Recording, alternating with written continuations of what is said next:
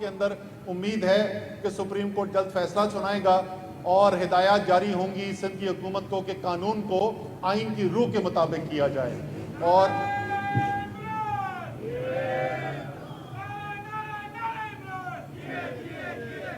और उसके बाद जो अगला मुकामी हुकूमत का इलेक्शन जो कि इस साल होना है, वो जब इलेक्शन होगा वो नए निज़ाम के तहत होगा, बाइख्तियार लोग होंगे, वसाइल उनके पास होंगे।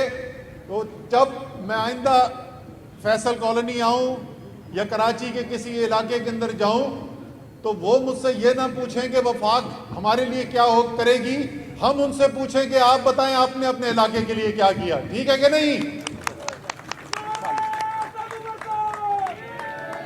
क्योंकि अवाम से बेहतर एहतसाब कोई नहीं कर सकता और एक मुकामी हुकूमत का ऐसा निज़ाम जहां आपका मुंतखब नुमाइंदा आपके इलाके में रहता हो, आपको पता हो कि किस दरवाजे पर जाके दस्तक देनी है और अगर काम नहीं हुआ तो किससे काम करवाने के लिए बात करनी है, वो आपस में ही होंगे। इख्तियार अवाम के पास होगा, अवाम पाकिस्तान के शहरियों के पास होगा, चंद सियासी घरानों के पास नहीं होगा। जब ही वो बनेगा नया पाकिस्तान जिसकी इमरान खान बात करते हैं और जिसकी जद्दोजहद में लगे हुए हैं, इंशाअल्लाह ताला ये निज़ाम बाकी पाकिस्तान भी देखेगा और कराची भी देखेगा। पाकिस्तान जिंदाबाद।